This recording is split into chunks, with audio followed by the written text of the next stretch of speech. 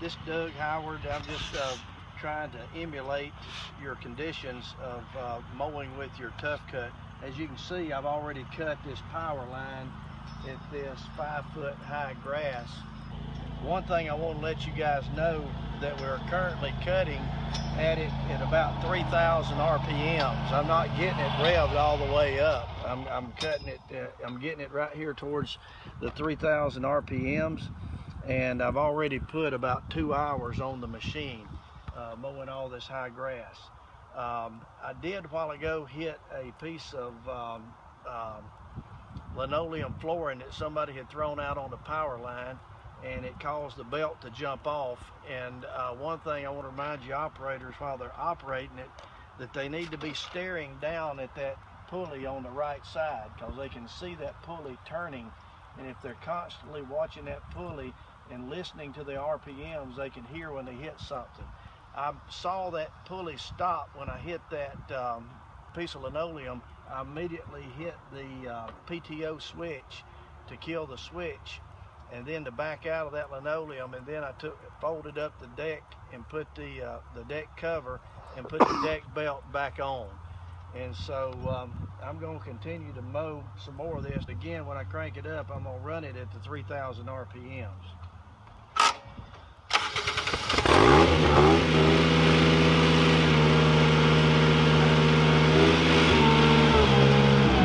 I can run it up higher than 3,000 RPMs, but I'm going to get it right about there, and I'm going to hover there. I'm not going to go that high.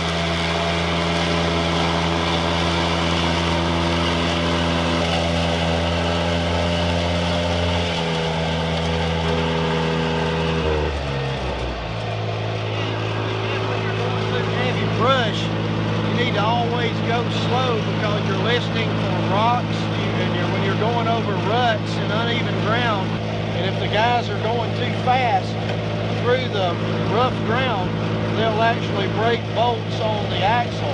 So you got to take it slow and have this in the lower gear while you're doing this kind of work. And you also, when you're going through brush like that, when I get real high stuff, I'm going to take it in bite-sized pieces so that I can get a feel, because I'm kind of hunting with the deck to see if I have rough stuff that I don't need to be cutting. And if I hear something rough, I'll back out of it. And so that's one thing key, that your guys don't need to go like they're just cutting grass in straight roads all the time. Occasionally, when they're getting high stuff, they need to back out, get a bite, back out, get a bite, back out, until they hear and feel that they're in safe conditions.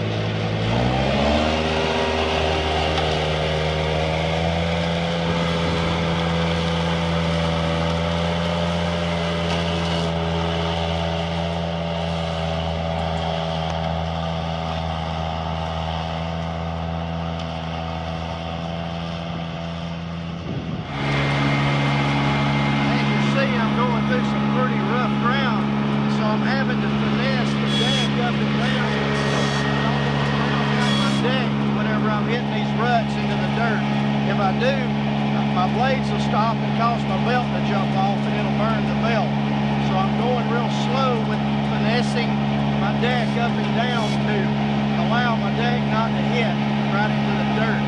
So you have to take it slow when you go through these rough areas. Seeing all this stuff, I don't know if there's rocks, I don't know if there's silk fence, I don't know if there's wooden stakes, or whatever's in the ground. So what I'm doing is I'm going to take this in bite-sized pieces, in and out, until I get it cleaned out, and then I'll know if it's safe.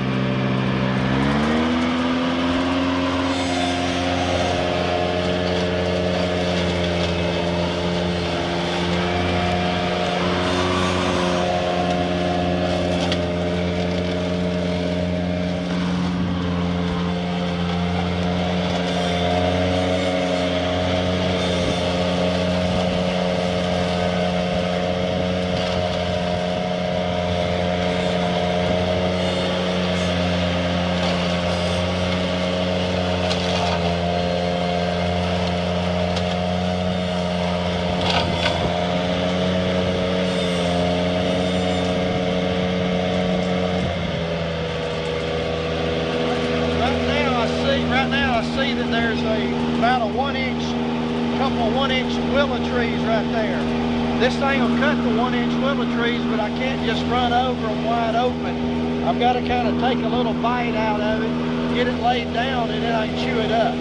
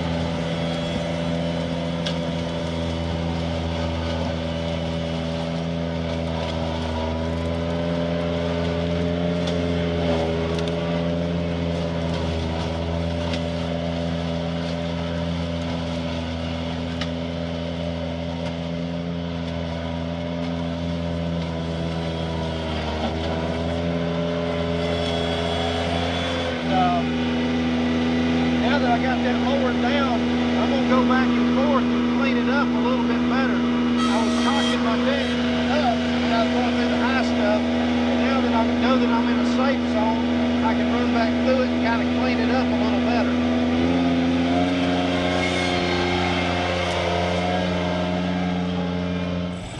I was cutting all this earlier, and I happened to get lucky whenever I come through here, and I saw silk fence right here in this brush. And had I not saw that silk fence, and if I would have hit that with the deck, that's whenever I shred belts. So anytime you're cutting stuff like this, you got to be careful with silk fence. I also found that big black pipe up on that bank. That pipe was unexposed, was totally hidden, and I didn't even know it was there. The grass was so high. And so when I was cutting it, I snagged a piece of that pipe. I didn't hit it with a blade, but I saw it move. And so you constantly got to be looking out ahead of you and expecting to see stuff like silk fence when you're cleaning retention ponds, and also the iron stakes. You'll find those laying down all the time that you got to watch out for. And the operator's got to use all of his senses. He's got to use his eyes. He's got to use his nose to smell for belts burning. If he smells belts burning, he knows he's got issues. And also he's got to use his ears to listen for engine RPM drop whenever you see that drop. Or so you got to use all of your senses, your feel. You got to use your deck. As you feel that your deck's dropping down, you've got to raise your deck up and down to keep it from bogging out. All these things will cause it to burn belts and to throw a belt.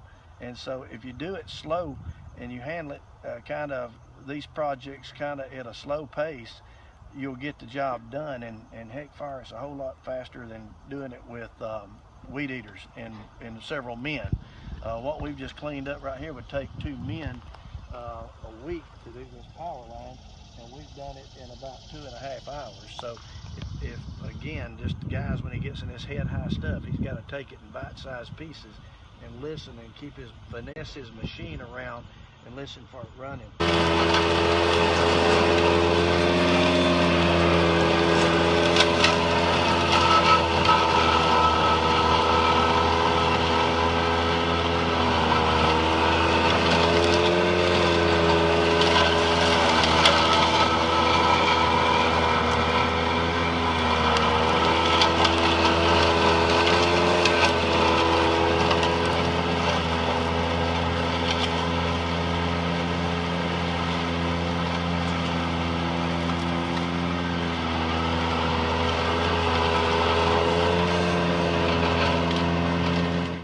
Some silk fence. And if you're in a situation like this, you can keep trying to get closer and closer with the Ventrac, And if you keep getting closer and closer, what you're going to do, you're going to wind up, eventually your luck's going to run out, and you're going to get into that silk fence. You're going to wind it around your deck, and all of a sudden your production is going to be stopped.